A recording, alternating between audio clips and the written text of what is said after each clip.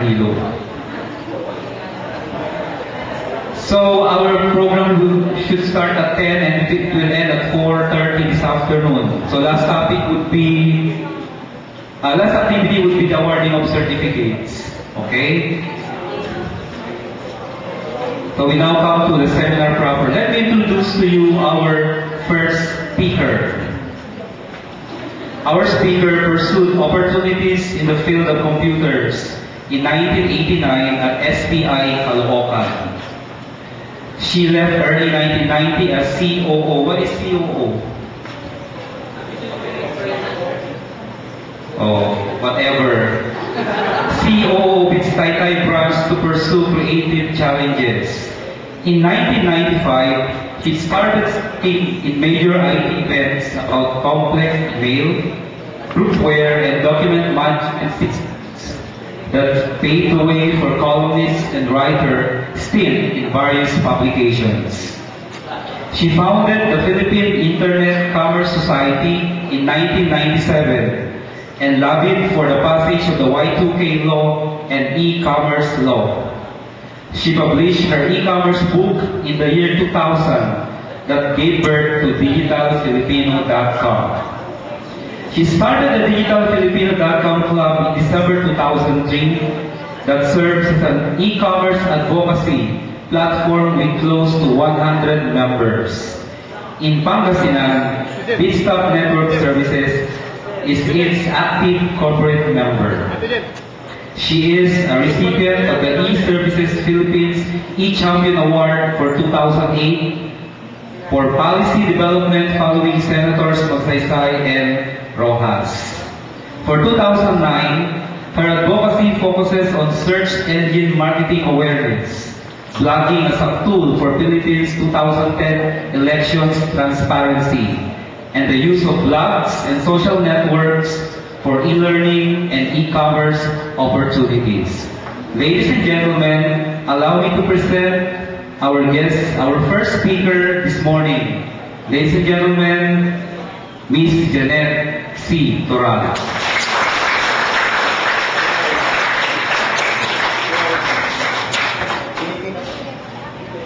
First and foremost, good morning to each and everyone. I'd like to thank Sir Mr. Fredo for accommodating us this morning here at Fordaneta City University, UCU. And of course, the ICT Pangasinan, and of course, to our active corporate member, Bitstop Network Services. If it's not for them, wala kami dito today. No?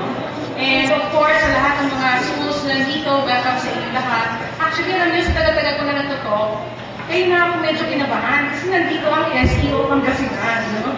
So, nandito yung SEO Pangasinan. So, welcome din sa inyo. Kung paano ako mag-start, gusto kong tanungin, how many sa inyo ang may blog?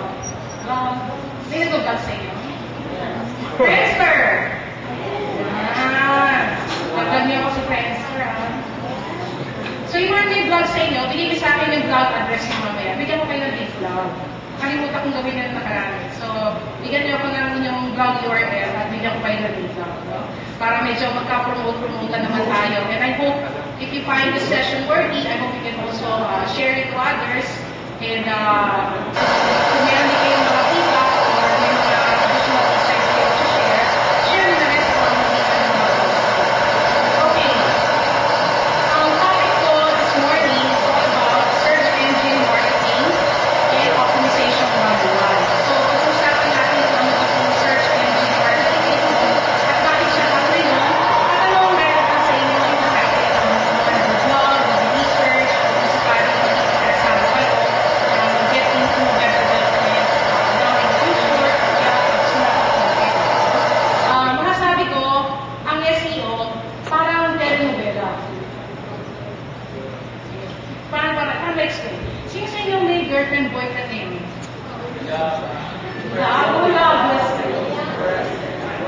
So, alam ko, kasi mga bagets pa kayo, makaka-communicate kayo sa language of love. Kaya ang aking pagpapaliwanag ng SEO ay parang pag-ibig. Parang love. Parang naman, medyo na pare-pareho tayo, medyo kilig-kiligin, no? Mayat-mayan, no?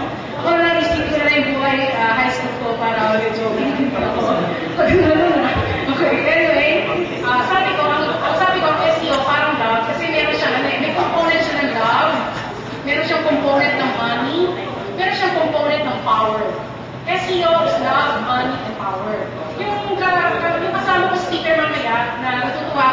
madaming tao naman kayo. Kasi at least medyo less tense. Siya more on money, siya ako lang. Tapos pareho yung makaka-attain ng power. So, kamaya siguro sa Andy, kayo sasagot ko yung SEO ba love o money? O both. Sino mas powerful doon sa dalawa? Di ba parang ano? Love story, di ba? Okay. Pag sinabi, kasi yung search engine optimization o search engine marketing, ang pinaka-primary goal niya is para mag-drive ito ng visitors sa mga site natin. Ibig sabihin, kung gumawa kayo ng blog, o gumawa kayo ng website, o gumawa kayo ng article, nilagay nyo sa internet, ang habol nyo ay pag may nag-search nito sa internet, makita siya at talagang pumunta yung bisita sa website nyo o sa blog nyo. Kasi minsan, kahit ano pang ganda ng site mo, walang silbi yan kung hindi ka makikita. Parang kahit anong ganda mo, kung nakatulog ka sa bahay, walang makakakita sa'yo.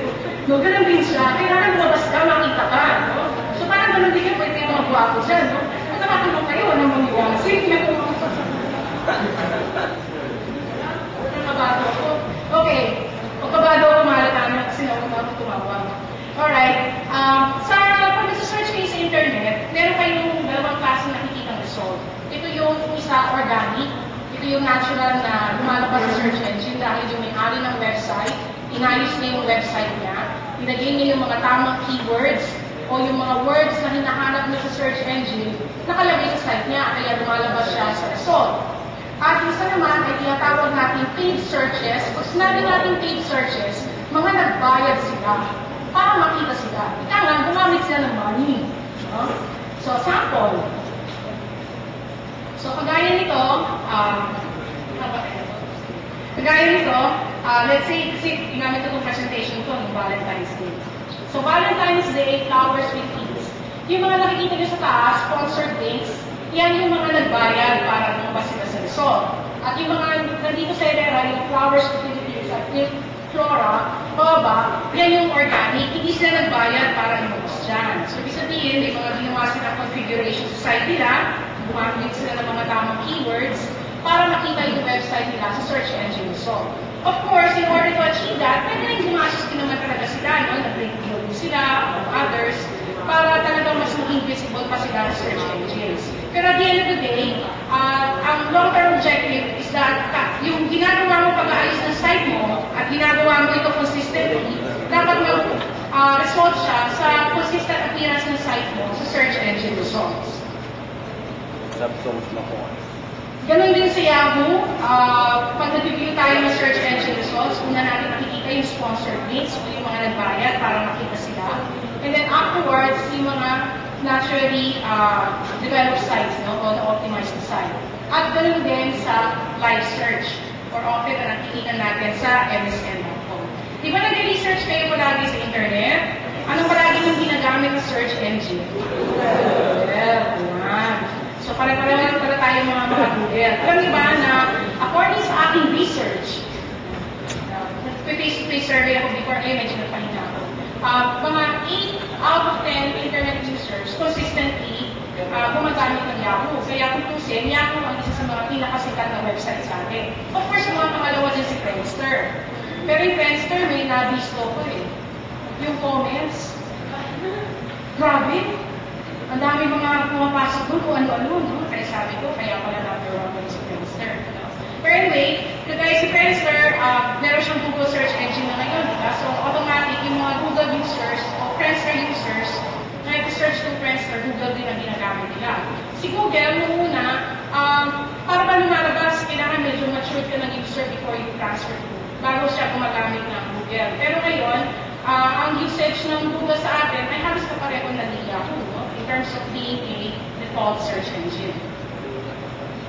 So, pag sinabi natin search engine optimization, is paano mo mapapalabas yung site mo sa top 10 search result of each one. Kumbaga, pag sinabi mo SEO, ang objective lang talaga, lumabas tayo dyan.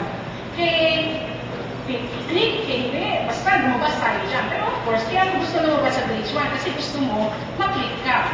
At kapag sinabi naman natin search engine marketing ay lahat ng ginagawa mo promote para lumabas ka ng search engine and at the same time, ma-derive mo yung result na gusto mo ma-attain. Whether ng produkto, o nagbebenta kayo ng, o nag-offer kayo ng information, nagbebenta kayo ng subscription, among others. So normally, yung mga searchers sa internet, marami silang option, no? Pwede silang mag-Google, pwede silang mag-Yahoo, MSN, or Ask. And there are other search engines pa tayo nakikita sa internet, pero yun nga lang sa Pilipinas, medyo by default, either Google, Yahoo, or MSN tayo, no? Pero yung mga ibang sites like AOL, yes, you saw Google, Yahoo, all the web analysta from Yahoo kumukuha, Excite, I1, Ilomas, sa Ask.com sila kumukuha. So, kanya-kanya sila ng discarte. In fact, like mo yung sinasabi lately, lalo na sa mga kaibigan kong taga-IED.com, yung pagkakaroon ng search engine ngayon, hindi na kasing complicated as before.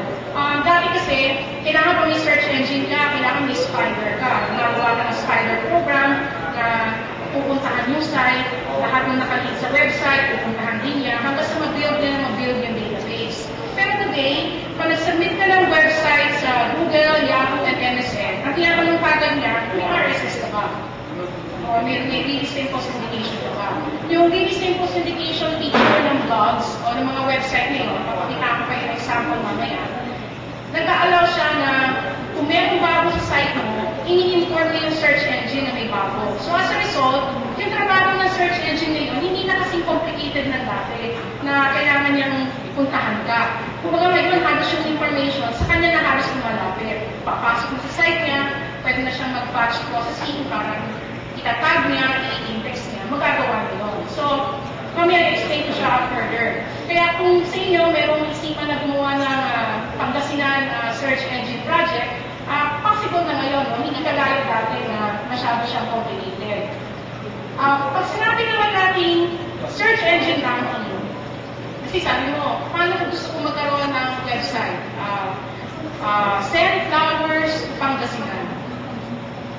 Send flowers to Pangasinan. Kung baga, bahala sila Field Gifts, sila My Flowers, etc. Gusto ko lang send flowers to Pangasinan. Yun ang gusto kong territory.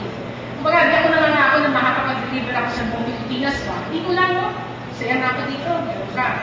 So, kailangan, alamin mo yung keywords na ginagamit ng mga tao na naghahanap ng flowers, and at the same time, kapag gumagawa tayo ng content natin sa site natin, meron mga iba't ibang factors na nag-influence para tumaas ang ranking mo. Andyan yung relevance. No? Sabi mo, paano relevant? Kasi na yung send flowers to Pangasinan, talagang kailangan, hindi talaga ang naman ng site mo. No? Hindi yung send flowers to Pangasinan, pagdating sa site mo, iba ang nakalagay, no? Pinay-standard mo kasi yung nakalagay. So, hindi naman pwede yun, no? Meron din tayo tinatawag na keyword density. So, keyword density yung ilang ulit natin binabanggit yung keyword na yun sa site natin. Importante yun. Pero hindi naman pwede sabihin mo yung buong site, send flowers to Pangasinan, na-type mo 1,000 times. Hindi naman yun, babaksa pa rin sa relevance. So, kailangan kinakala din yan. So, maybe babangitin sa first paragraph, babangitin sa third paragraph, babangitin sa last paragraph. Pero you have to mention it in such a way na talagang relevant siya. At pwede rin kayong gumamit yung synonyms, yung mga synonym, para kahit paano, pinitiburan din ito ng search engine. So, hindi necessarily ng yun na lang sasabihin mo. Para kailangan mo. Kung lagi mo lang sasabihin, I love you, para nakakasawa mo. Kasi isa naman sabihin mo sa akin, mahal ko ka. So, iniibig mo ko. O yung 1 per 4. And then, meron din tayo tinatawag na keyword proximity. Normally, kapag nag-optimize kayo ng website, o nag-optimize kayo ng mga pages ng mga websites ninyo, hindi kayo nag-rely on isang set of keywords lang. Halimbawa, send flowers to Pangasinan. Hindi pwedeng yun lang ang iniisip ko. Kailangan may mga iniisip ka rin ng mga ibang keywords or key phrases. At yung mga maiisip mo ibang keywords at key phrases, one way or the other, kailangan magkakasama sila. Halimbawa, kung sinasabi natin na Dagupan, Pangasinan, and Ordaleta City, Pangasinan are popular keywords, tapos roses, flowers, yung taas na keyword, gagawa ka ng paraan na mapagsama mo sila sa isang sentence or isang paragraph para ma-maximize mo yung traffic na pupunta sa site mo. At meron din tayong tinatawag na keyword prominence, isang lagi siya pinapa-appear. sa title ng page, paragraphs, headings, tapos kadalasan hina-highlight din natin sila. Binobold natin or italicize. Huwag kayong mag-underline kasi parang user na kita ng underline, akala niya link yun. No? Kasi pag in-underline mo, mag-click siya at wala siya ma-click, pangit yung website na to. Kung siya gano'n, pangit yung owner. And then, ang isang mga nakaka-influence ng search engine ranking ay link popularity. So, gaano ka-popular? Gaano parami nag-link sa'yo? Kaya, hindi nyo pwede sabihin na kapag gumawa kayo ng website, wala kayong pakialam sa mundo. Kailangan, may mag-link sa inyo. Kasi, no one is an island. Kapag wala nag-link sa'yo, parang kawawa ka naman, no? So, yung link nyo, either ibigay nyo sa inyo na ibawin link or ayun, gumawa ng paraan para magkaroon kayo. So, kung may Friendster ka, mag-bulletin board ka ron, i-link mo, mag-testimonial ka sa iyong 1,000 friends. Sino may 1,000 friends sa Friendster? Meron ba? Sino may pinakamaraming friends sa Friendster dito? Ilan? 500? 500? O 600? O yun! Mag-comment ka sa 600 friends mo. Spammer, no? Testimonial spammer. Hindi naman, hindi sabihin mo lang, sociable ka lang. Ako nasabi ko daw spammer, I'm only sociable. Sociable. Be sociable. Okay. So, kapag gumagawa tayo ng isang search engine marketing campaign, whether nakagawa ka ng blog or nakagawa ka ng website, kailangan meron kayong goal. Parang mananiligaw ka. Mapababae ka man, kaya lalaki. Hindi ka naman inassume ko na may babae na nililigaw. So, halimbawa, parang kailangan may goal ka. So, kailangan malinaw kung ano yung gusto mo ma-achieve sa website mo. Sino ba yung users na tina-target mo? Ano ba yan? Magbabasa lang para mag-click ng ads? Magbabasa para mag-sign up sa site mo? O mag-subscribe sa site mo? No? So, kailangan malinaw siya, no? So, ano ba siya? Suspect, prospect, lead, or sale. No? At kailangan din, yung journey niya sa site mo, may plano na pagpunta sa homepage, saan mo siya gusto mong dalhin. Parang ano yun eh, parang kayo nag-date. Diba? Kung mag-date kayo, may tatlong lakad, may journey. May script. Pag walang script, kawawa ka naman. Pero kailangan may script. May ano yan, may beginning, may ending. Yung mga magaling dyan, kayo share ako yan. Okay. So, ang searchers natin, meron tayo tinatawag na kailangan pag gumagawa tayo ng site, huwag natin isipin yung ano yung gusto natin mangyari na ano yung nakikita natin tama. Kailangan i-consider natin yung kailangan ng users natin. So ano ba siya? Yung visitor mo, ano ba gusto niyang i-accomplish? Like, halimbawa, gumawa ka ng site na send flowers to Pangasinan. So alam mo kagad na gusto niya magpadala ng bulaklak sa Pangasinan. Ano ang hinahanap niyang klase, no? So inform them kung ano yung mga choices niya, make them selective. Mas gugustuhin mo na maging desisyon niya na sa akin ka umorder dahil pwede yung delivery fee ko kalahati lang. Kaysa magagaling pa yung order niya sa Manila, na baka pagdating ng bulaklak sa kanya, lagma na. O amoy roses dapat yun, dahil parang ang mismong pagkita. Kasi may space kayo doon para magpalala. No? And kung gaya ngayon, mag-eleksyon, kung kayo may mga pinakampanya mga politiko, kailangan i-consider nyo rin kung ano ba yung mga important issues ng inyong constituency, bakit sila boboto sa inyo. So, kailangan, yun naman ang website natin, i-perceive natin kung ano yung kailangan ng mga bibisita sa ating site. At yung customer, hindi lang yung information na hinahanap niya, no? Kailangan alam natin kung taga saan siya. Taga Pangasinan ba siya?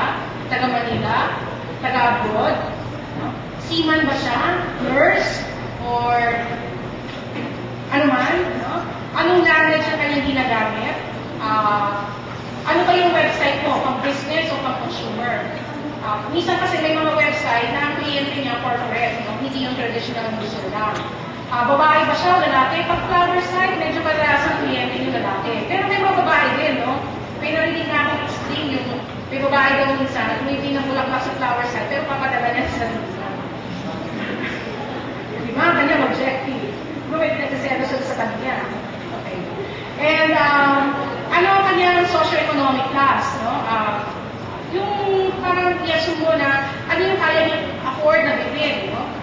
Halimbawa, sabihin mo, flowers so cheap. Alam niyo, may nag-search nun na, flowers so cheap.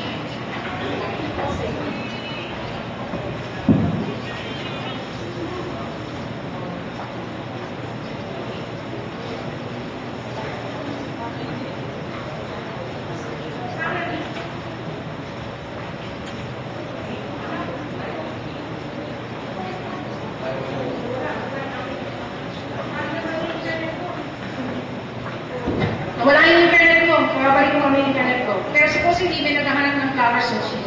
No? Kailangan din, alam nyo kung ano yung buying motivation ng inyong mga user. Do they buy for price? Price factor ba ang pinaka-importante sa kanila? Or volume? Karamihan ng i-order? O ano yung, kung mas marami siyang order, mas maganda yung discount niya? At ano ba to? Time-bound ba to per occasion? Like, halimbawa, Valentine's Day, Mother's Day, graduation day, o others. At one-time purchaser lang ba siya sa inyo or long-term? Kasi kung one-time lang, medyo malaking challenge yun sa mga website owners kapag one-time lang yung value niya. So, kailangan gumawa siya ng paraan na magkaroon ng sustained purchase yung kanyang store. At kailangan malinaw din sa inyo yung relationship. Ano ba to? Short-term or long-term? Ano kayo? Short-term, long-term? Depende kasi na nagsasabi. Medium term. Ano medium term? Hanggang pagka-graduate ng college. So, short-term, long-term. Normally, sabi sa akin ng kakilala ko, the other day, na-meet ko yung may-ari ng this summary stuff ko. Sabi niya, yung mga website na nag-offer ng subscription, kadalasan daw, 4 months lang daw. Pag-after ng 4 monthly payments, wala na. So, kailangan, i-convince mo sila within that period of 4 months, mag-upgrade siya to an annual subscription.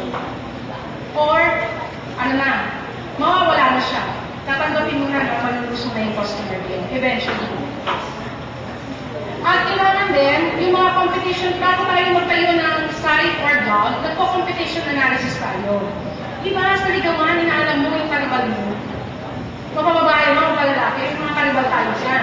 Kailangan sinuswot analysis mo yan. Strength niya, weakness niya, no? So, sa SWOT analysis mo siya. So, ganun din, no, sa website, you try to find out how do they do business, how do they get information, ano yung ina-address nilang customer segment or group, makikipag-compete ka rin ba ron? So, kailangan malinaw sa inyo kung sino ba ang inyong competition. So, may mga iba't ibang paraan, no, para ma-record mo ang inyong competition. So, normally, kapag na-identify mo na sila, bago dyan, sige, pakita ko itong sample na worksheet. Kailangan i-identify mo what do you really want to get into. So, halimbawa, gaya sa akin, let's say I'm going to create, parang, kasi yung Digital Filipino Club, individual, SME, corporate. So, sabi ko, gagawa ko ng bagong membership category, SEO. So, kung gagawa ko ng bagong category ng SEO, sabihin ko, may laman siyang training, SEO 101, SEM, etc., etc., etc. Tapos sabi ko, may membership din, individual, SME, corporate. Tapos siguro maglalagay din ako ng advertising. Kumbaga, i-clear cut ko muna ano yung gusto kong i-offer. And then sabihin ko, sino yung customer ko? So sabi ko, siguro customer ko yung mga bloggers, entrepreneurs, researchers, etc., etc. At bakit sila kukuha sa akin? So, identify ko rin yung ano yung wants nila at saan ang location nila. Dito medyo nag-ambition ako, sabi ko global. And then, bakit sila bibili? Sabi ko, siguro price and quality. They want it quickly. And may opportunity for upsell, cross-sell, and repeat purchases. So, pagka-identify ko nun, mag-keyword discovery ako. So, gagamit ako ng mga tools. Papakita ko sa inyo yung mamaya yung sample na tool. Pero at the end of the day, ang objective ko, ma-identify ko yung keywords for every product that I'm trying to sell. Kaya hindi ba pag gumawa ng website, homepage lang iniisip, one keyword. Ideally, kung meron kang iba't ibang products or services, kailangan kada produkto mo, gagawa mo ng analysis. Kasi habang mo, lahat yung bumiyente. So, kada produkto mo, i-identify mo. Sabi ko, siguro yung SEO 101 na book, halimbawa. So, nag-identify ako ng keyword. SEO, SEO tools, SEO company, yan. Tapos nina ko kung gaano kalaki yung search volume niya, then multiply ko to 1 month, tingnan ko kung sino yung mga countries na naghahanap ng search term na yun, na more or less pwede ko maging customer or magiging competition ko. Then, tingnan ko rin yung resulta niya sa Google, sino yung direct competitors ko, at gano'n siya ka-popular, no, in terms of indirect and indirect competition. At yung makita kong pinaka-competitor ko, isa-search ko siya. So, halimbawa, sabi ko, halimbawa, si SEO Services o SEO company ang napili ko. So, tingnan ko kung sino yung kalaban ko from there. Sabi ko, ito yung top 3 na kalaban ko for that search term. So, niload ko sila para makita ko yung itsura nila. Yan sila. Then, titingnan ko yung mga ginagamit nilang terms. So, tingnan ko yung source. Tingnan ko yung title, yung kanyang keyword, yung kanyang description. Ino-note ko yan. Purpose nun is, para hindi naman ako mahirapan. Kasi ang hirap magsulat, ha? Yung mag-invento ka from scratch, parang gumagawa ng love letter. Mahirap gumawa ng love letter, hanap ka ng template. Parang gano'n, no? Hanap ka ng template. So parang gano'n siya, hanap ka ng template. And from there, tingnan mo yung idea, tingnan mo yung pitch, ano yung pwede mong magamit sa kanya, para yung gagawin mo sa site mo, more or less, alam mo na pwede kang lumaban kasi yung mga nagtatap, ikaw ang ginagamit nila eh. So gusto mo malaman kung ano yun, para hindi na kayo mahirapan mag-isip.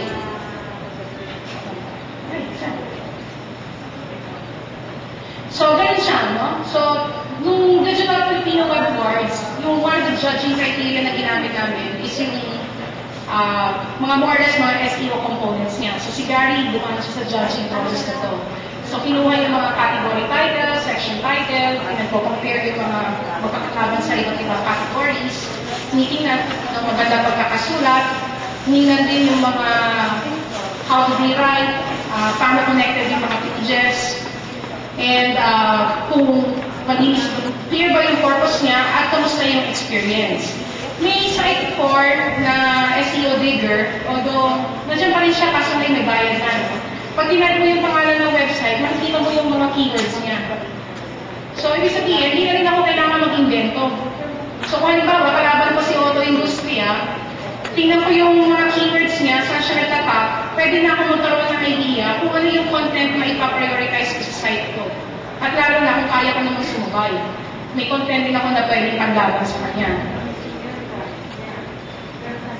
At pwede rin ako makakuha pa ng ibang information tungkol sa kanya. So halimbawa, pagaya dito sa Click the City, nakita ko page rank 5 siya, gaano karami nag-link sa kanya, ano ranking niya among others. Ginagamit ko rin yan kapag halimbawa ilalapit sa'yo. Sabihin, Janet, patulong naman sa SEO namin. Kano budget mo? Sabihin niya, budget ko lang, 5,000, 10,000. Ganun ba? Sino gusto mong kalabanin? Gusto ko sana kalabanin si Click the City. Okay. So, tingnan mo yung statistics ni Click the City. Alam mo, malabo yung pera mo eh. Kasi yan ang laman niya eh, no? Pero anyway, kung gagawin natin yan, kung makukuha mo. Pero ito yung kalaban mo. Ito na yung mga na-build niya. So kung habulin mo yan, ano yung benchmark natin?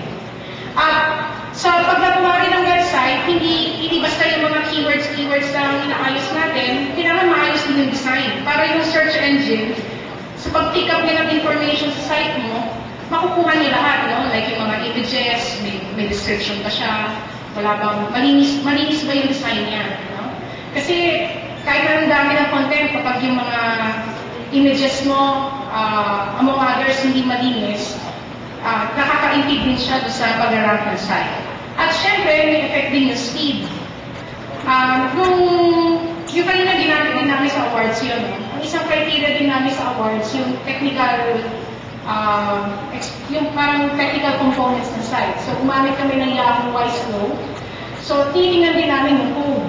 So, napansin namin yung mga site na talagang matataas ang ranking, maganda ang performance, yun. Basically, very well optimized yung site nila. Kagaya sa Wiseflow, itong site na to, sa lahat na in-evaluate namin din sa last award, siya yung may pinakamataas na performance rate. At kapag gumagawa kayo ng website, naman yung situation na masyado kayong obsessed sa inyong brand. Meron ako na meet na site, parang in-offer niya service, reality wedding video. So parang marami sa akin, Janet, #1 kami, reality wedding video. Sabi na reality wedding, parang Pinoy Big Brother, parang reality TV. Pero nag-search na kami, wala naman nag-search ng reality wedding. Siya lang.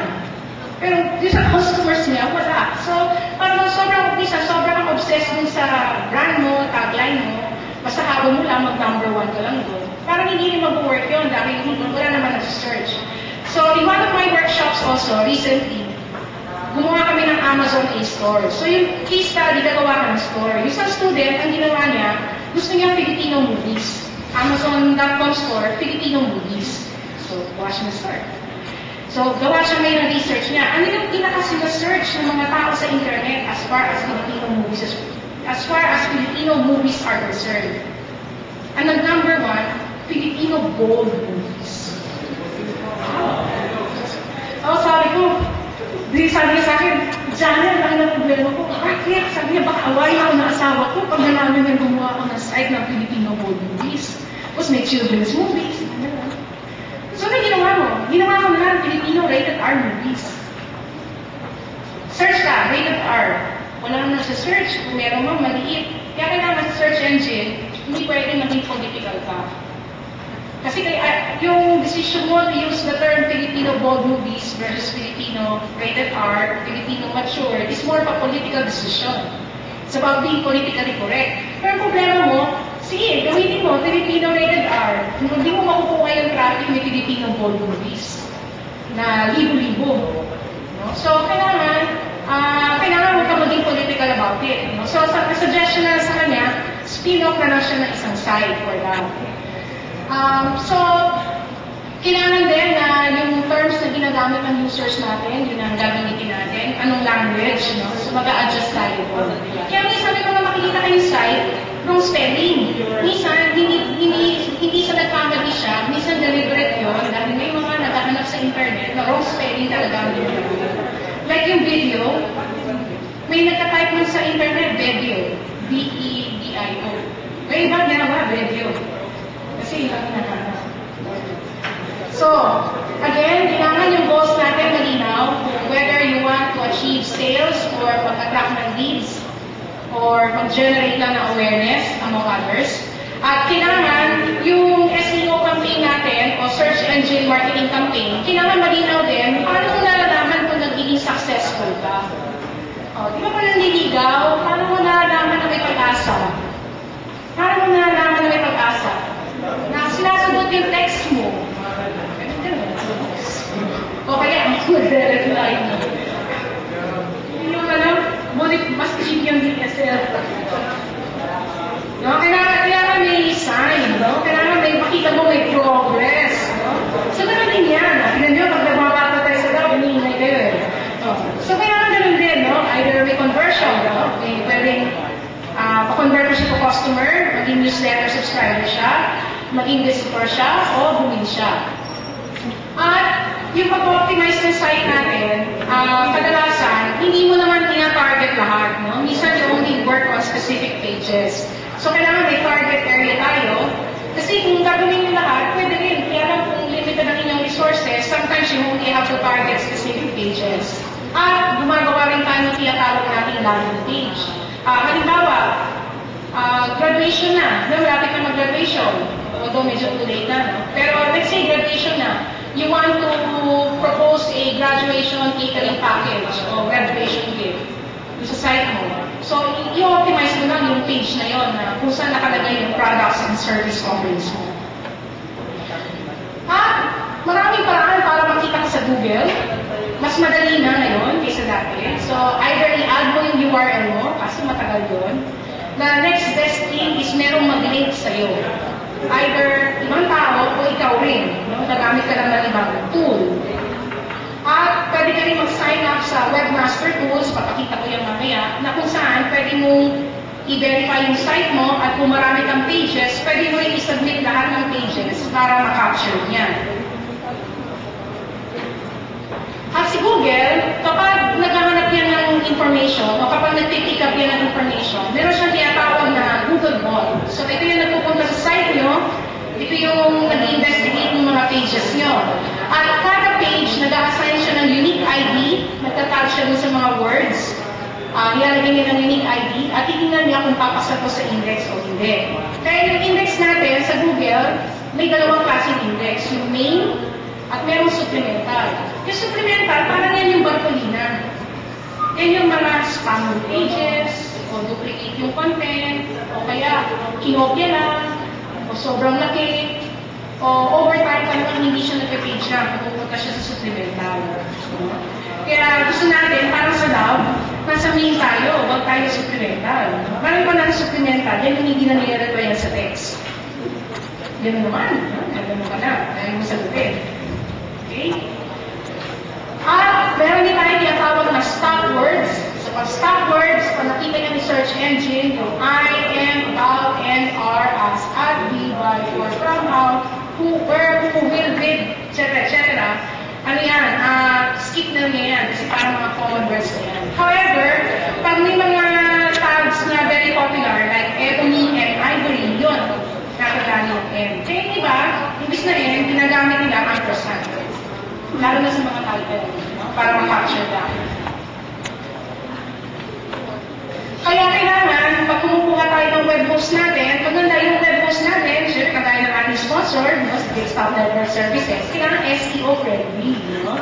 So, kailangan yung web host natin, kung nag-transfer tayo ng site, among others, nagsusupport siya na redirect, kasi lalo na, kagaya ko, yung Digital Filipino, ancient na, 1999 pa, nahirapan ako mag-transfer ngayon ng site ko. Although I'm now in the process, kasi ang dami ko na mga URL na index na eh. So, pag transfer ko yun ng ganun-ganun lang, pwede siyang mag-result to error pages na makaka-affect ng ranking ng site.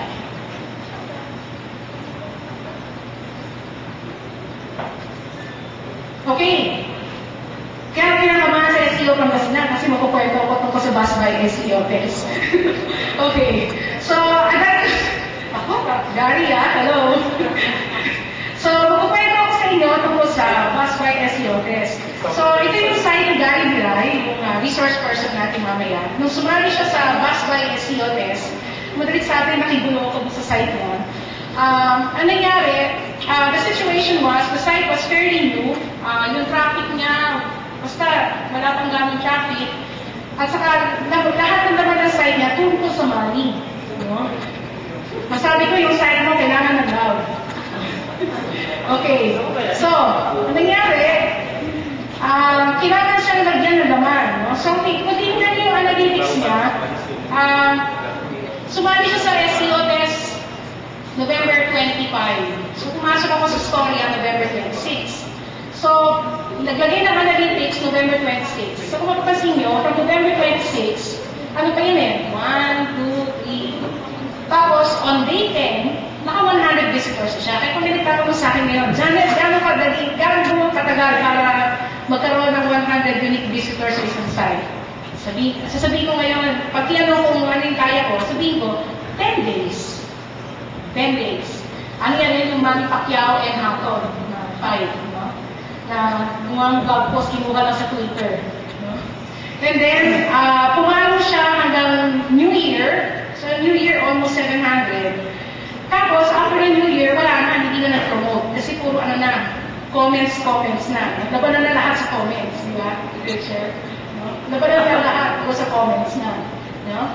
So, pero today, yung site na yan, I can proudly say na hindi na siya bumababa sa 180 to 200 visitors a year. Kahit hindi mag-update si Gary. Dahil hindi siya mag-update.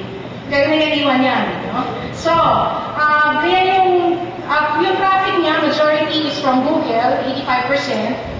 And, mapapansin nyo, yan yung mga iba't ibang search results, no? May mga YouTube, among others, may mga horoscope.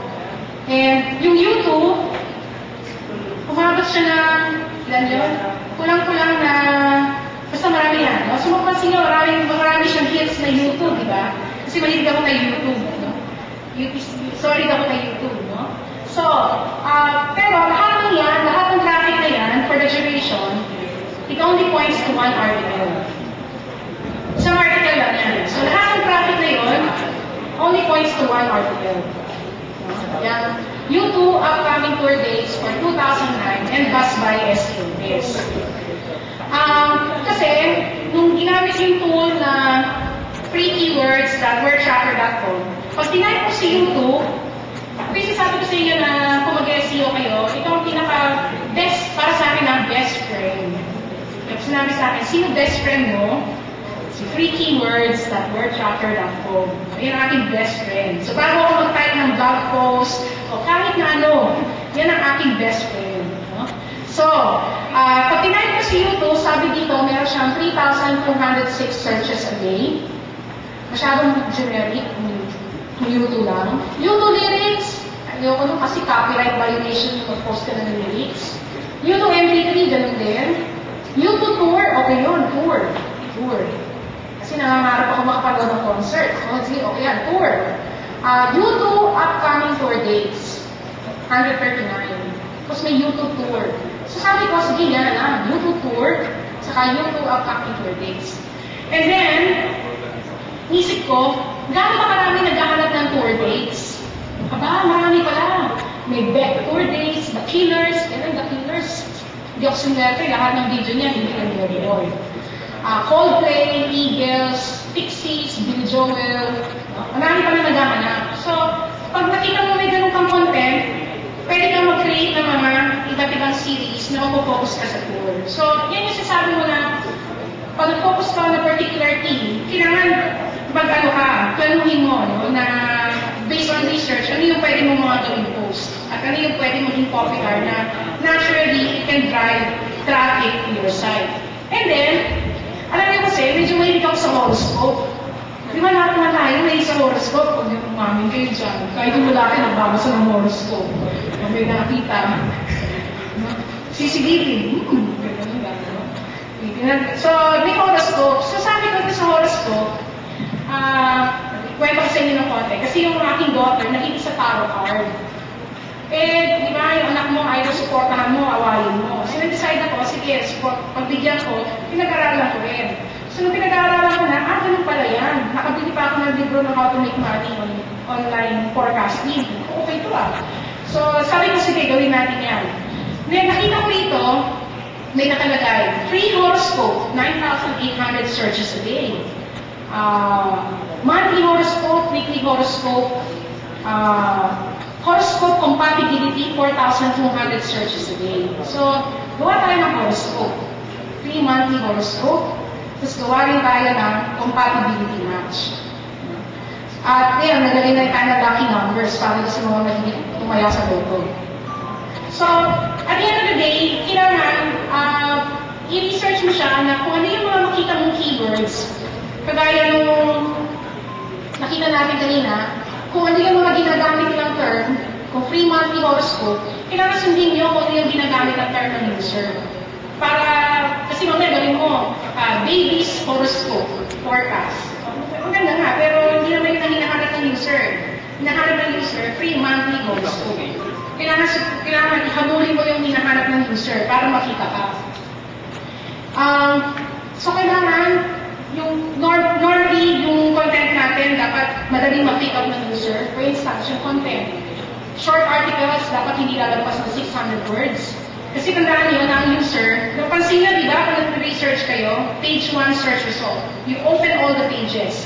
After opening all the pages mo nasa page 1 ng Google, titignan mo yan. 5 seconds, alam mo na kagad. Love at first sight mo hindi. First 5 seconds, gano'n, no? Kung meron wow, kung may dating, gano'n ba na na-hear mo, no? Okay. Anyway, gano'n din sa article, no? Unang tingin mo kagad, may pag-asa ba ito? Wala. So kung walang pag-asa, sarado kagad, no? So kung may pag-asa, bookmark, no? And then, kapag long articles naman, usually they are longer to read. Kasi yung mga users natin, dahil sobrang nagmamadali makahanap ng information, we just carry on yung content.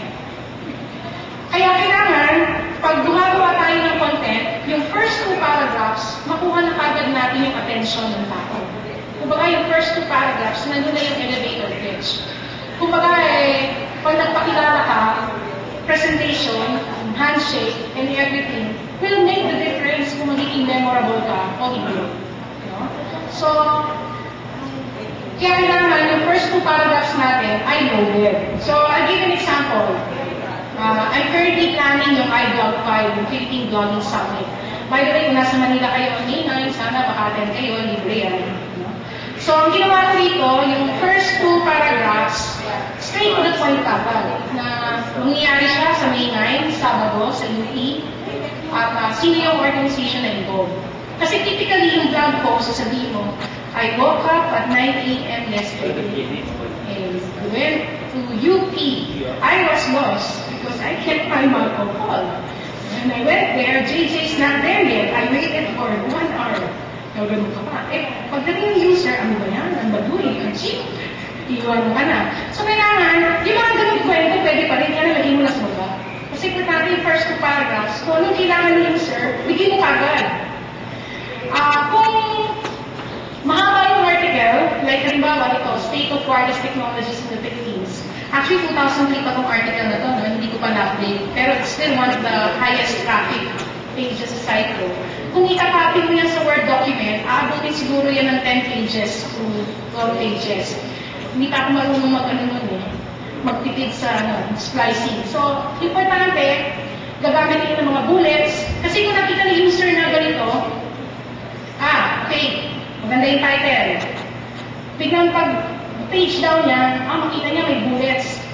Focus kagad yung attention niya sa bullets. Tapos may mga makita siyang sample, may mga links. Tatandaan na niya yan. Alam niya na, kailangan niya itong info na to. Kahit 2003 na to. Kailangan niya yan. No? So, as much as possible, if we want many readers to our website, we should focus on scannable content. However, kung tayo ay nagsusolution selling, may binibenta kang mamahaling report, o kaya nagbibenta ka ng club membership, then mas meaty ang content mo, mas maganda. You can also meet halfway, meaning you can have a long article, or gumawa ka ng may short article ka, then meron ka mga links. So, di ba, kaya dito, gumawa ko ng e-commerce information here. So, imbis na gumawa ko ng mahabang page about e-commerce, ginawa ko na lang, puro links na lang.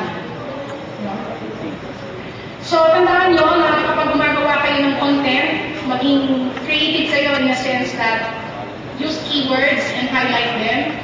Gumamit kayo ng mga subheading. Huwag kayong makontentable sa subheading na introduction, advantages, disadvantages. Hindi, talagang buuin nyo. Advantages of e-commerce, disadvantages of e-commerce.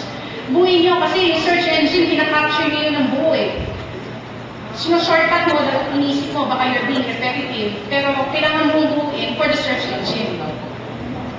At one idea per paragraph, although guilty ako dyan, hindi ko yung nagagawa dati. So as much as possible, parang gumagamit kayo ng, di ba nagpo-programming kayo, di ba? So kung nagpo-programming kayo, pag nasusulat kayo ng software requirements specification, o nag-requirements management kayo, kailangan per feature, per software feature na nilalagay nyo, isang paragraph, isa lang. Halimbawa, sabihin mo, user module, add user, delete user, edit user, disable user. Pagkasamahin mo sa isang paragraph, mali yun. Dapat kada isa dun, isa-isang paragraph yun. Kasi bawat isa dun, isang feature yun. Pag nilang mo yun, pwede mo mixin yung papel mo, pwede yung pero kung kasi lahat yun, may kanya-kanyang programming hours yun, may kanya-kanyang development time na kinakalat, may kanya-kanyang script for that. So, kailangan hinihiwalay-hiwalay siya. So, ganun din sa pagsusulat, one idea per paragraph. Start with the conclusion kung ano yung pinaka-need of the story and have the word count when you can. And as much as possible also, kailangan maging actionable siya. Bottom line is, bakit mo tinikwento yan sa akin? What do you try to get from me?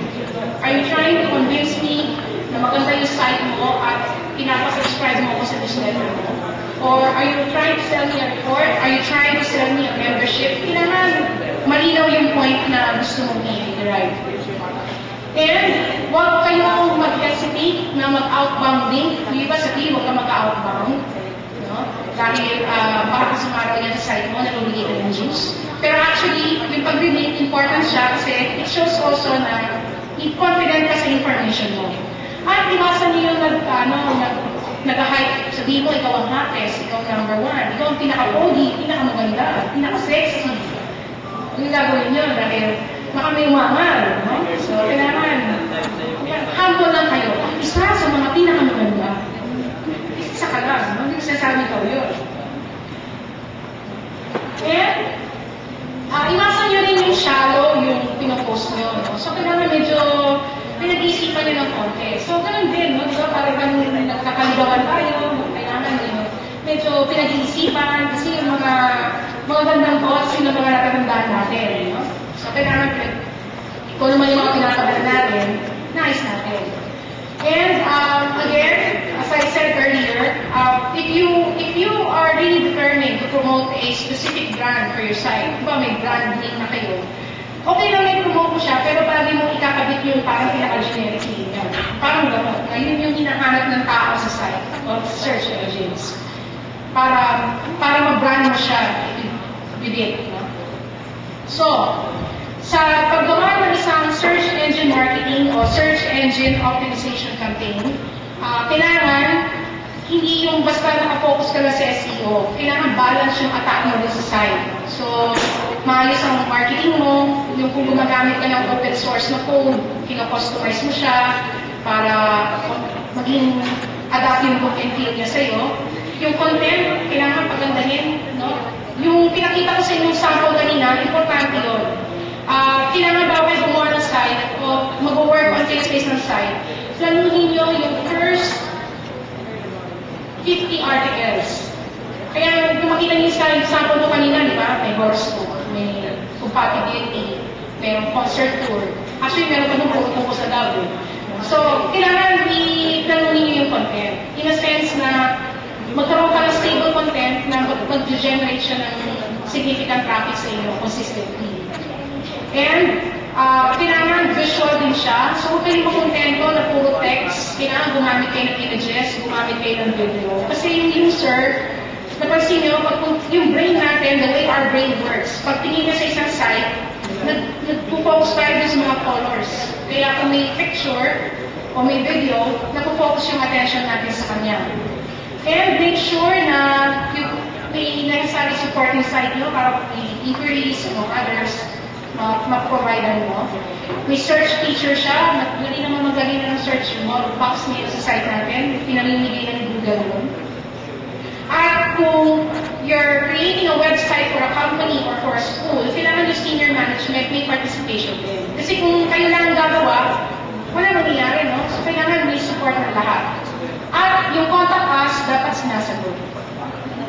So kailangan, pag nag-SEO tayo, yung SEO, hindi yung basta pag-fix lang ng page, no? Well-rounded approach siya. Yung i-discuss ni Gary mamaya, yung iba pang mga techniques, no? Yung off-page. Pero basically, may inaayos tayo sa site natin, no? At iba pa. So, sa mga site natin, binanggit ko kanina, yung pag nag-identify kayo ng keywords, kagaya ng pinakita kong example sa spreadsheet, kailangan yung keywords natin, ina-identify natin yan per product or service. Kailangan talaga umin yan. Mag-generate kayo ng mga 2 words, tapos mag-generate kayo ng 3 words and up na keyword. Yung 3 words and up, kagaya ng free SEO tool, or what does SEO stand for, yan yung mga mas importante kasi mas klaro kung sino yung user na yan. Mas malinaw kung ano yung hinahanap niya. No? So, as much as possible, siguro per product or service, mag-generate ka ng kulang-kulang na 100 keyword combinations. Tapos, i-access mo na lang kung ano yung mag-work sa inyo.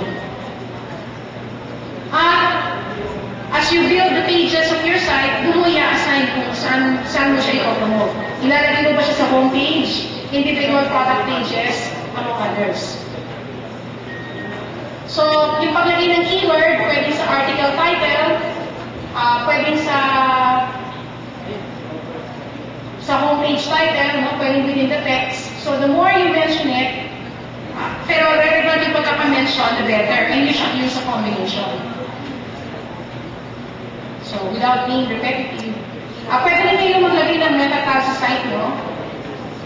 So, yung meta tag, although hindi na siya ganong pinipick up ni Google, pero pinipick up pa rin siya ni Yahoo at ni MSN, no? So, naglalagay tayo ng mga descriptions at keywords sa site natin. Dati, ngayon sabi nila, wala na raw space after comma. So, pero mga nakikita ako naglalagay pa rin ng space. Pero at the end of the day, just put the necessary keywords na makakapag-identify sa site niyo. Dahil yan yung snippet na kinukuha ng search engine. So, use lowercase, pluralize nyo siya. At as much as possible, every page, customize yung meta tags mo. Matrabaho siyang gawin, pero talagang kailangan eh. No? And no more than 50 keywords sana. Usually, yan natin 500, medyo nakakagula. At,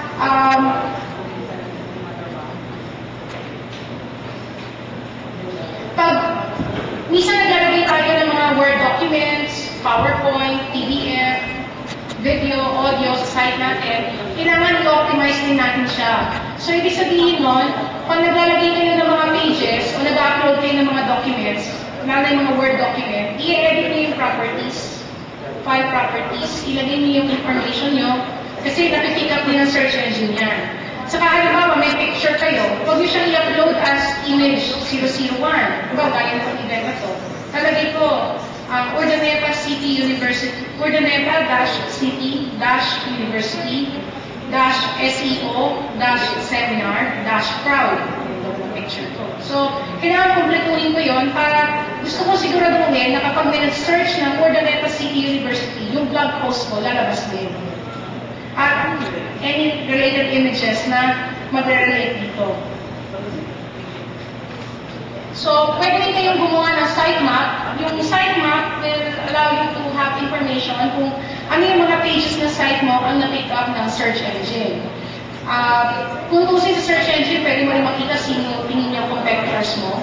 So, pag halimbawa nakagawa ka na ng account sa Webmaster Tools at napatunayan mo kay Google na ikaw ang may-ari ng site na yun, pwede kang makakuha ng information like ano yung top search queries na nakikita ka at ano yung top search queries na bukod sa nakikita ka, kiniklik ka ng user. And all of this information, ipinoprovide sa iyo ng Google for free. Which, in my case, ang ginagawa ko, ginagamit ko siya as basis kung ano pa yung pwede kong topic sa site.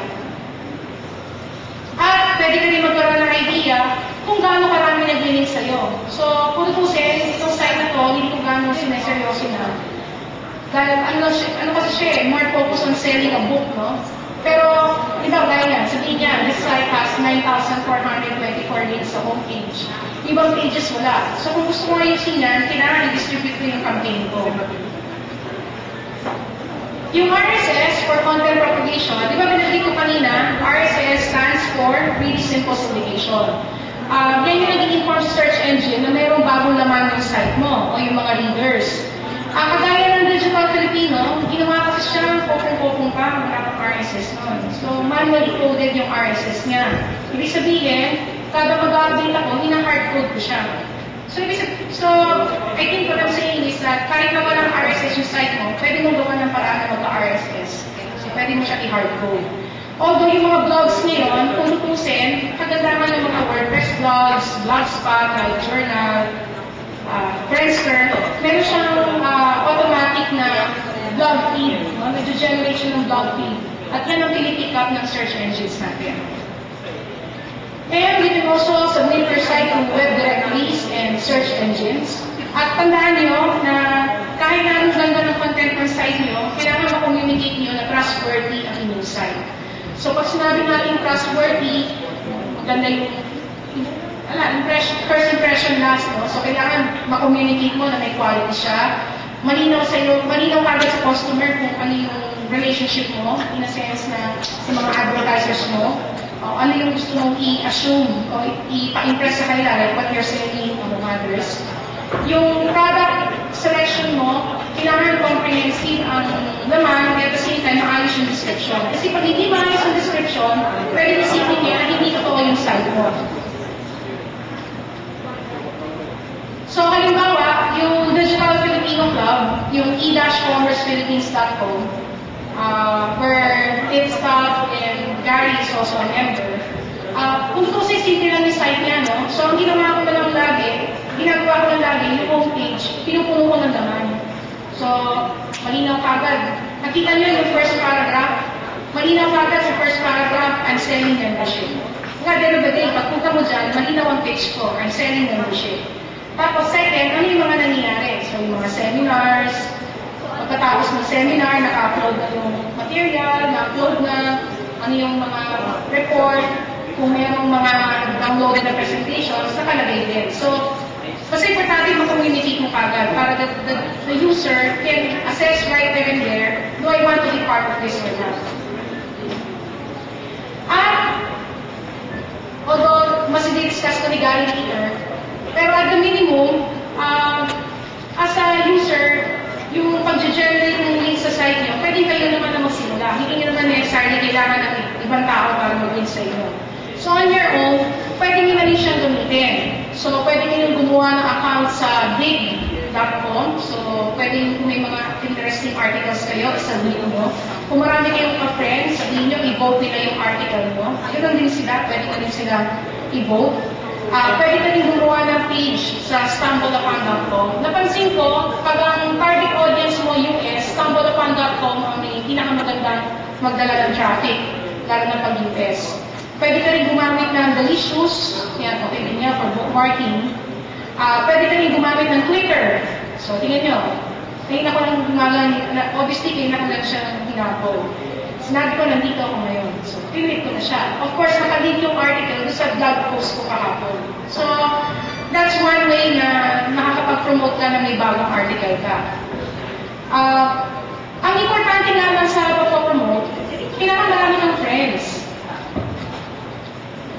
Kailangan maging sociable ka. So, may mag-a-add ka ng tao, mag-a-add ka rin nila. Ang rule ako, no, although hindi ko siya consistently nagagawa, pero pag kaya ko, as much as possible ginagawa ko, 1:5. Ano yung 1:5? Pag nag-promote ako ng isa, may re-replyan akong 5. Diba, nag-promote ako, may talk ako, pero magre-reply ako sa at least 5 tao. Parang may pinost siya, magre-reply ako sa kanya. Kasi, pag nakita nilang plug ka lang ng plug, pag tagal-tagal, blind na sila sa pinag-plug mo eh. They will start ignoring it. Tingnan na sa'yo, nagpa-plug ka lang. In fact, they will even unfollow you. Pag nakita nila, wala kang ginawa kundi mag-plug. So, kailangan may ratio ka na nakikipag-interact ka. So, ganun din dito, no?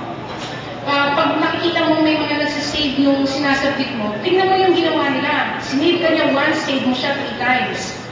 Nagbigay siya ng 1 thumbs up sa'yo, bigyan mo siya ng 3 thumbs up. Binigyan ka niya ng 1 dig, bigyan mo siya ng 3 dig. Kumbaga, at the end of the day, always, repeat effort. Kasi that's the only way na lumaki yung base mo. No? Kumbaga, binibuild mo yung account mo, dadami yung connections mo. Meron din gusto mo yun, yung Plurk, no? So, pwede ka rin mag-promote sa Plurk. No? So, ang nangyayari sa mga users ngayon, dahil napakarami ng social networking websites, minsan kaibigan mo na sa Dig, kaibigan mo pa sa Plurk, kaibigan mo pa sa Friendster, kaibigan mo pa sa Facebook. Minsan nakakasawa na kasi wala kang choice eh. Kung ikaw ay seryosong mag-SEO, you have to be there. It's part of your job, and you have to be there, and you have to have good connections. Na pag kaya mo mag-promote ng content virally, pwede ka rin mag-Facebook, kung tingin mo, brand ka, makapamukha mo, kaya kung medyo makapamukha ko, so gawa ko ng page, no? Tapos, pwede, ang magandaan sa Facebook, meron siyang tool na pwede ka mag-import ng blogs mo. So, yung mga naman ng blogs mo, pwede mo siyang sabihin mo na, may naman ako dito, may naman ako dyan. Pwede mo i-automate si Google na, si Facebook, na magkukuha siya ng content. Ang nagiging challenge ko, like in my case, I have, like yung mga guys ito, marami silang vlog. Mas marami silang vlog sa akin. So, minsan, nahirap mag-promote ng iba't ibang vlogs na sabay-sabay. So, pwede kang gumamit ng Google Reader, doon mo share yung items mo, kunin mo yung RSS feed, yun ang ipopromote mo sa mga sites na kagaya ito.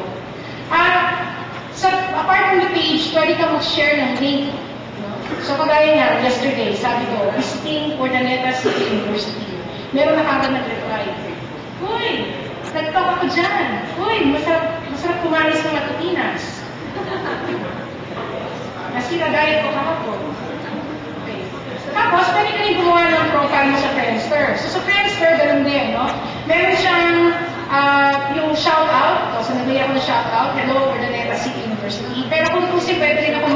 URL dyan. At pwede kong gamitin yung bulletin board feature.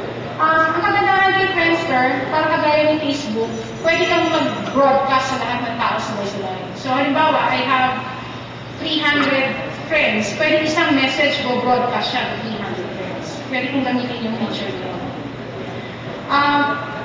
Again, actually, it's more to wrap up na yung aking discuss. Yung paglabas natin sa organic search results, o yung natural results na nakikita natin sa search engines, maraming factors na nag-influence dyan. Mapapansin nyo, halimbawa, may nakita kayong isang page, ito yung URL niya. Minsan may makikita kayong secondary result, o kayo yung mga menu ng site niya. Tawag natin doon yung mga indented results. No? And kadalasan, nakikita natin sila doon dahil well-searched sila, no? Well-structured, no? At maraming nakiklik doon. Kaya kailangan yung site natin, yung first two paragraphs, niya-write up natin ito ng maayos at yung sa meta-description natin, niyalagay natin yung information. Dahil lahat ng yan makaka-influence sa search engine ranking. So, if you want more information, may community tutusin sa mga SEO, yung forums.seo.ph. Sa Digital Filipino, we have digitalfilipino.com. And merong social networking event next month. And if you want to know more information about the club, punta kayo sa ecommercefilippines.com. Yung SEO page niya, simple pa lang ngayon, pero like yung mga tools na i-discuss ni Garly, yung tools na nilagay ko na lahat yung links dyan, yung sa mga tools na i-discuss niya. At meron tayo ngayong ongoing, yung Race to 100. May 10 mananalo, 3 LG code, 3G. So kung gusto nyo, punta kayo sa xr.com/race. Gusto nyo sumali. 3 winners ng 3 LG code and 7 winners ng 5,000 each. So xr.com/race. Ano yun? Unahan ng mga 100 friends. So kung kaya nyo yun. So, para sa akin, ang SEO formula ko, SEO is, sa akin, content is king. No? Kasi, parang pag wala kang content, hindi mo masusustain yung site mo. So, kaya kailangan content is something that you should really work hard on. And share the content. Hindi ka makontent ko na pagkagawa mo ng blog post, nilagay mo yung content mo, tapos na storya. You have to go out of your way na i-promote mo, Twitter mo, i-bookmark mo, mag-bookmark ka rin ng iba para hindi po ikaw lang nag-promote, kung sarili mo lang pinapromote mo. Make it viral kasi kapag nagustuhan nila, pinopromote din naman nila. So, ganun ka rin dapat. May maganda silang post, i-share mo rin. At maggawa ka ng yung post and reply rule mo. Sa social network, ang routine ko tuwing umaga, nag-greet ako ng happy birthday. Tingnan ko kasi may birthday yung week ko. No? So, just simple lang yun. Pero kung tutusin kasi pag tumatanda na yung mga kagaya ko, matanda ng big deal yung birthday. So, kaya pag may nag-greet, they remember that. No? And communicate, interact. So, give hug. Mag-hug kayo online kung may maganda, may feature na hug. Mag-poke ka kung kinakailangan. Pag-like ka ng content kung may makita kayo maganda. Kasi you will also get the same. No? And ultimately, people influence search engine results. Kumbaga, you can do a lot of things with the search engine, pero at the end of the day, people will tao pa rin na magpapataas ng content. Dahil yung mga nag-click sa mga search results, they ultimately influence yung search engine result. Kaya, pag sinasabi natin SEO is love, money, and power, kasi sa akin, love siya, kasi pag gumagawa ka ng content, at pinagtatrabaho ka mo yung content, may love yun eh. No? Kaya iniisip ko yung user, ano yung concern ng user, may love doon. No? Talagang pagbabalasakit mo sa ano yung kailangan ng user, na mabigay mo yung information na hinahanap niya. And because of that, if you love, you can get power. Yung magkaroon ka ng search engine ranking. So, maraming salamat. So, yan ang aking presentation this morning.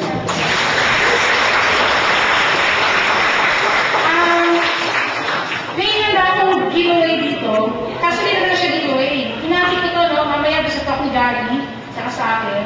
So, yung magtatanong, magandang tanong ha, pero hindi ako pahirapan ha. May bibigay ito. Ito isa, yung blogging from home, may launch ko last nagbablog. Philippine Internet Review, 10 years ng Internet History sa Philippines. So ito masasabi ko collector's item to. Medyo minamalit-malit siya ng iba, pero sabi ko pag namatay na ako, malaki value nito. So i-update ko 2014, next update. So sige, Q&A na tayo. Saan pala yung mic nila? Klase ng mic? Wala, no? Sino na gusto magtanong? 1, 2, 3, 4, 5, 6, 7, 8. Oh!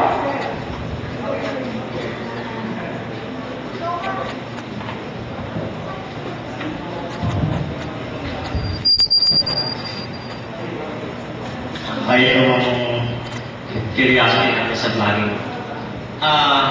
Hindi ba nagiging insecure yung mga vloggers pag napupromote na ganito? Dumadami yung mga vloggers. Is it nagiging insecure later on na napakarami na? They will worry na baka mas marami na yung right, dahil kayo sa advertisement.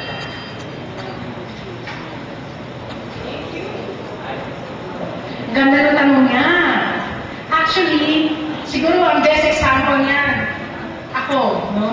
Kasi, when I started digitalfilipino.com in 1999, I remember then, medyo may konti akong monopoly sa 1999. Medyo may konti akong monopoly. In the sense that, para bang, pag nagbanggit ka ng ganitong field, mabibilang sa isang kamay ilan na kami naglalaban-laban ng lahat.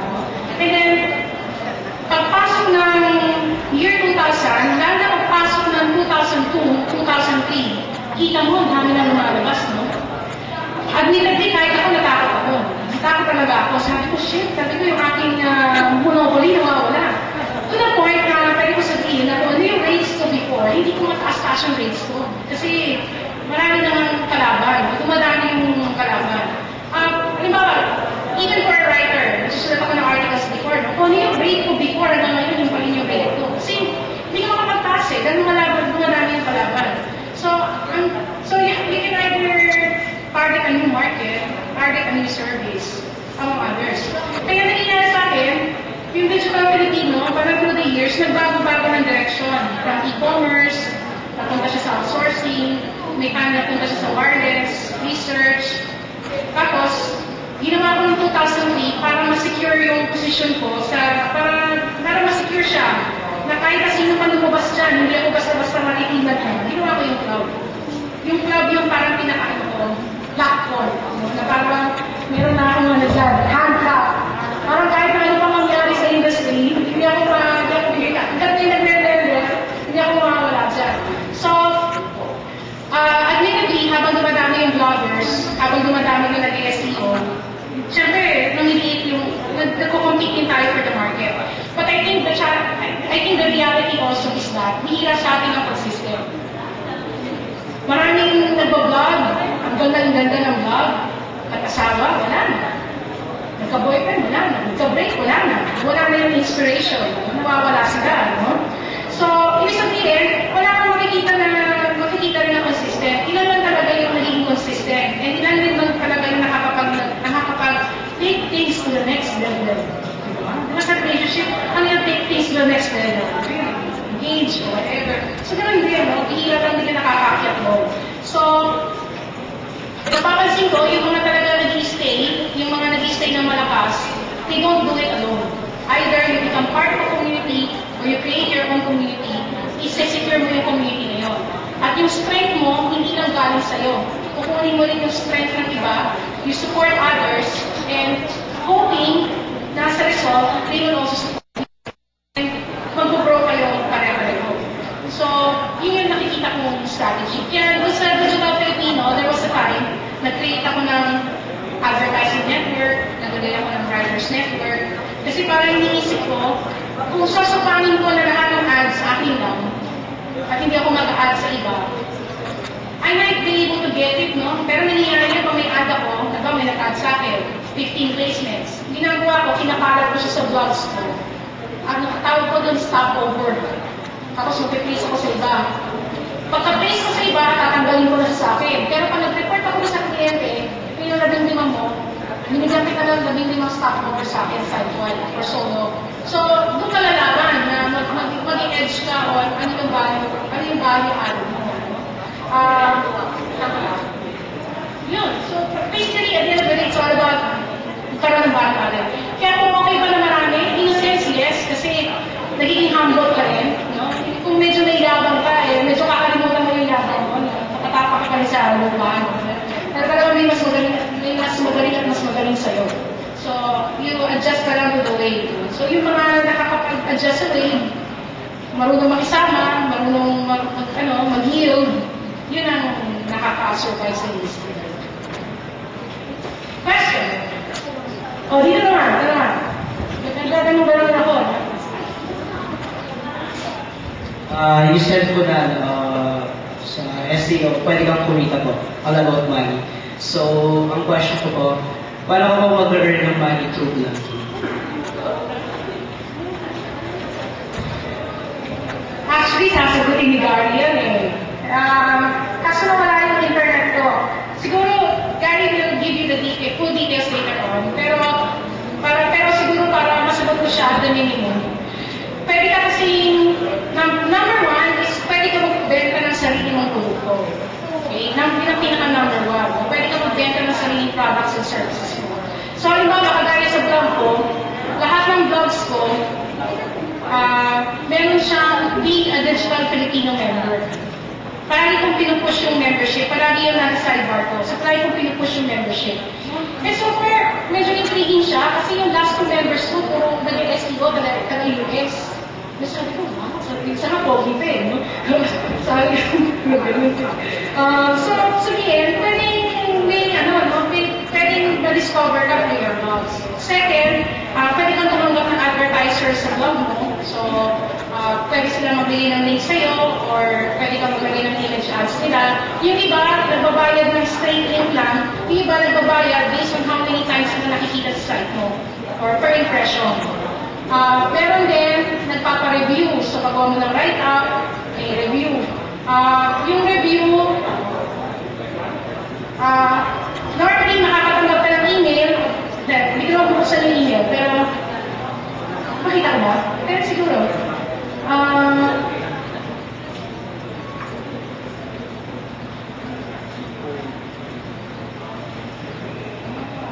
Makakatanggap ka ng email, tapos sasabihin sa'yo, magsulat ka ng entry for this company. Yan. Sabihin nila, write your journal entry for this company. So, sabihin niya sa'yo na gawa mo ng journal entry yan, babayaran kita. So, babayaran ka niya, depende sa work ng blog mo. Pag medyo maliit, $6. Kung sinaswerte ka, pwede na ng $20. So, depende yun sa'yo. Yung iba, nag-repeat ng malakihan, so they can get more. Pero marami yung kakilala mga taga-provinces na talagang puro reviews ang ginagamit. So, siguro at the end of the day, nasa iyo yan, kung gaano ka magiging flexible sa strategy. As far as earnings concerned, maraming potential. Another way would be, mag-join ka ng mga affiliate programs, like ang store ng Amazon. So, yun, pwede rin doon. Pwede ka rin mag-earn sa kanya. Okay, dito naman. Yun, nakikita ko na kasi.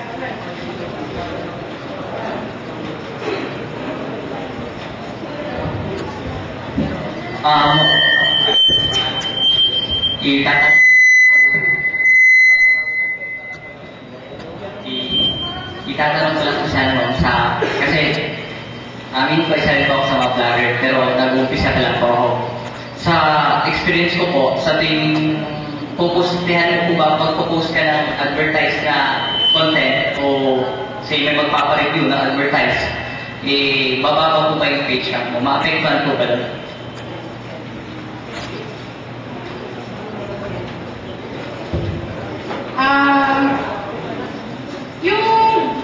Actually, kung kasi kaya ako naglalagay ng sponsor reviews, Gary kasi na-inspire ako sa kanya.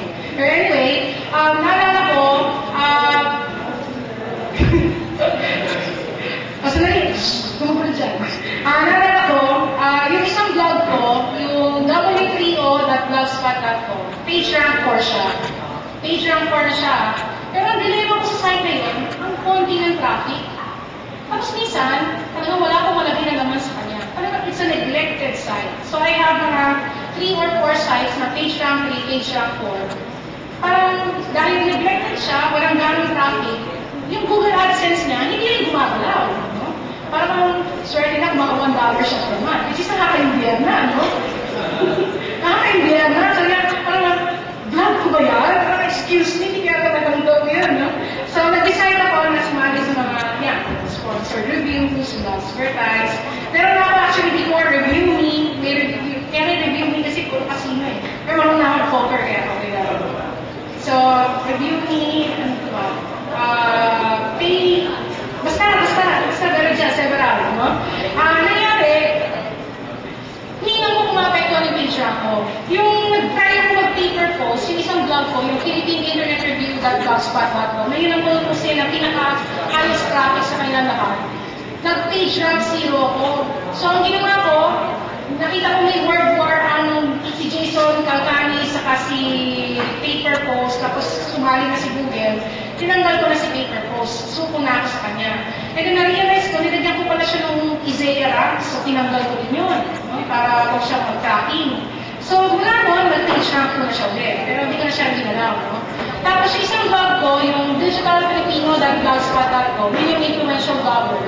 Ganun din, nag-page rank 0 din siya. Ang naging cost naman nun, nung nagkaroon ako ng contest na top 10 emerging influential blogs, ang dami kong binibigyan ng outbound links. So, naging resolution ko sa kanya, ibinalik ko siya ng domain. Influentialblogger.net. Yun, naging PR3 na siya din.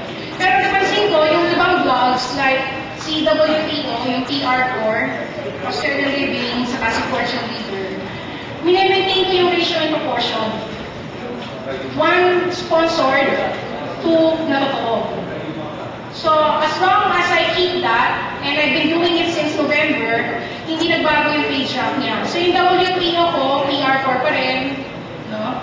So, nilalagyan ko siya ng ratio. So, minimum is 1 commercial, tapos 2 na to, totoo. Pero yung 2 na totoo, kailangan multimedia.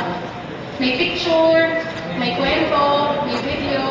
So, kailangan may, saka ni-research mo yung keywords. Tapos, kung sponsored, kailangan ni-research mo pa rin yung keywords. So, halimbawa, meron ako nakitang, meron binigay sa akin si Review Me. Ano pa nakita sa Review Me? I make up. Sus na music, I make up. Hindi nga ako nag-make up. No? Pag ito yung ganito okasyon lang ako nag-lipstick, saka nag-google ko, pero by default, hindi. Sabi ko, paano ko rin nagawa ng post ng I make up? So, kaya naman, kaya naman ako rin nag-make up. Sabi ko, nga pala, naalala ko nun. Hirap na hirap ako mag-make up kasi hindi dito. Hirap na hirap ako mag-make up kasi hindi dito mata ko. So, ang ginawa ko, 3 keywords. Makeup, small eyes. Namin nag-research. Paano mag-makeup yung mga maliliit ang mata? Kaya, makeup tips for small eyes. So, nagagay talaga ako ng makeup tip. Ano yung naalala ko kay June Carrasco sa kay Big Reyes. Nanonood ako ng TV dati. Binag ko. Tapos, so sa ako kinuwento yung site. So, ibig sabihin, kahit na-sponsored siya, kailangan lagyan mo pa rin ng kwento. At kailangan yung kwento, ikaw. Kailangan ikaw pa rin yung kwento. As long as you personalize it, ikaw yung kwento, hindi siya makikita ng mukhang sponsor. So, yun ang ginawa kong style. Siguro for example, yung ano yung gina example? Hindi, sige na lang. Iba may papasabi. Pero ano lang ang point ko? Kailangan lang talaga, tinry kong tumanggap dun sa Fortune Leader, yung mga weekly horoscope forecast. Sabi ko, kaya ito? Pinapalagay sa akin yung tungkol sa psychic na website. Psychic? Eh, di pa ako nakakamit ng psychic sa buong buhay ko. Kaya paano ko i-vlog kong psychic? So, nag-explain na lang ako kasi akala nila ba, porque marunong ka mag-horoscope reading, akala nila psychic ka. Sabi ko, libro lang yan eh. Bili ka ng libro sa National Bookstore tungkol sa horoscope. May technique doon kung paano gumawa ng horoscope reading. Pero yun nga lang, pag madalas ka na nagbabasa, natututo ka na rin. No? Naging natural. Practice makes perfect. Parang nanliligaw, di ba? Kung magaling ka naman ligaw, meron ka ng strategy. Minsan, bumubra, minsan, supalpal. No? So, gano'n lang talaga. Okay na? Okay na? So, para hindi mo sa page rank, maintain your ratio ratio and proportions, and yung sponsored, firstly, palabas mo, istorya mo, bago mo i-pasok yung kwento ng sponsor. So, kailangan mag-connect mo lagi. Diba, kung tungkol sa pagpapautang, debt consolidation, yung marami yan, debt consolidation, siguro magkwento ka tungkol sa nagkaroon ka ng utang, paano ka naka-recover, tapos saka may pasok yung debt consolidation. Question dito. Oh, yun na pagla.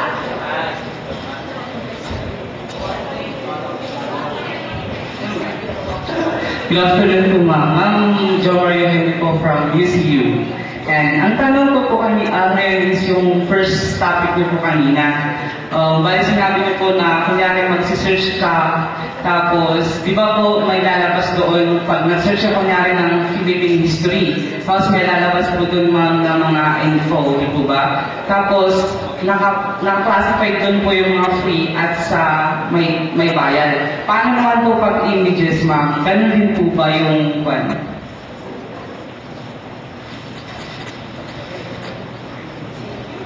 Actually, bihira ako makakita ng paid na nagsayaw siya eh.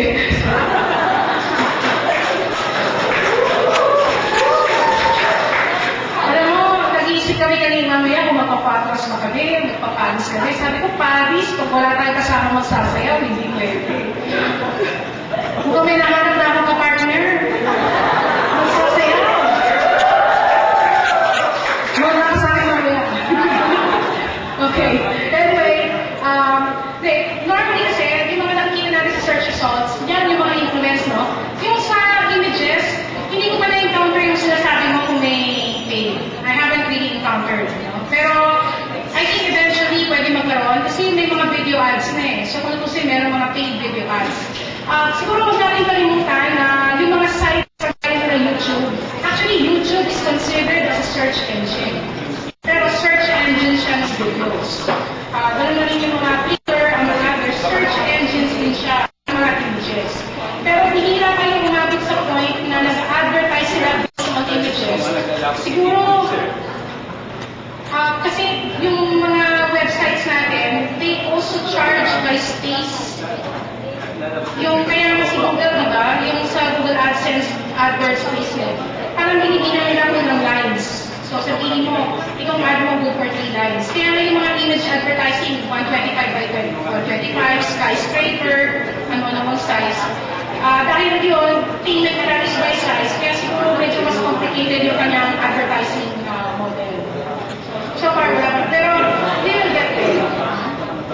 Siguro gusto mo, pwede siguro animated GIF, no? Di ba makakita ka ng mga animated GIF, no? Pwede ka. Dito, may tanong mo ulit? Sir. Seryoso, naalala ko dito kasi. Kasi nabasa ko last night sa internet na in just 1 hour daw pwede mag-boost yung traffic mo. Possible ba yun?